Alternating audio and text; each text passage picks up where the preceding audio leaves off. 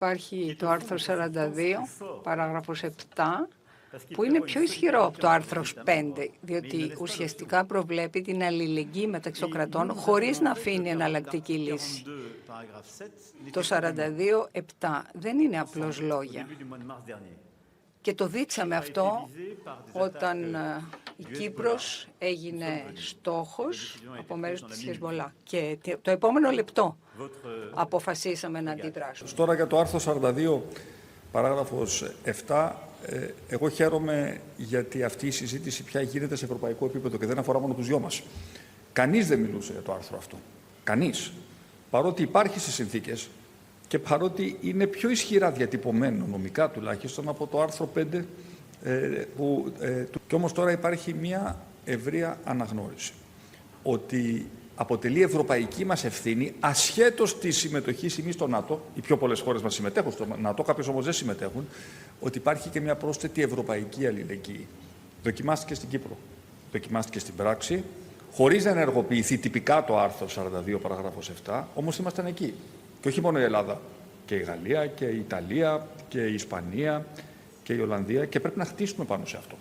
Και η κατεύθυνση που έχουμε δώσει και στην Ευρωπαϊκή Επιτροπή είναι να πάρουμε αυτό το παράδειγμα έτσι ώστε να το κάνουμε πιο επιχειρησιακό. Αν ομιγένει το ξαναγίνει κάτι. Όσον αφορά το ΝΑΤΟ βεβαίως και έχει προστιθέμενη αξία. Είναι μια ευρύτερη συμμαχία που προσφέρει την διαλειτουργικότητα και βασίζεται στον Αμερικανό σύμμαχό μας. Όμως,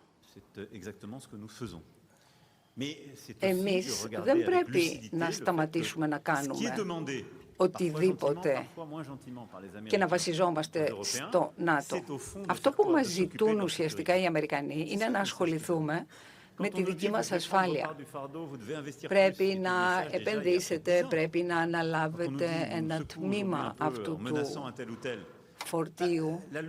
Αυτό που μας λένε εδώ και 10 χρόνια είναι πάρα πολύ ξεκάθαρο. Πρέπει να σταματήσετε να εξαρτάστε. Εμείς λοιπόν, σαν Ευρωπαίοι, πρέπει να ενισχύσουμε τον ευρωπαϊκό πυλώνα του ΝΑΤΟ, την Ευρώπη της άμυνας, ενισχύοντας τους ιστορικούς μας δεσμούς και συμμαχίες και έχοντας τη δυνατότητα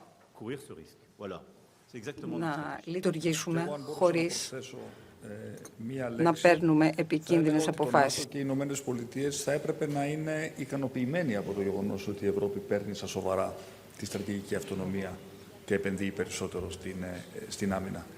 Ενισχύουμε με αυτόν τον τρόπο τον ευρωπαϊκό πυλώνα του ΝΑΤΟ όταν το κάνουμε και ανταποκρινόμαστε και σε ένα πάγιο και θα έλεγα σε ένα βαθμό δικαιολογημένο αίτημα των ΗΠΑ ότι δεν ξοδεύουμε αρκετά ως ποσοστό του ΑΕΠ μας. Το κάνουμε τώρα. You like this video? Then like, share and subscribe to Mirror Now.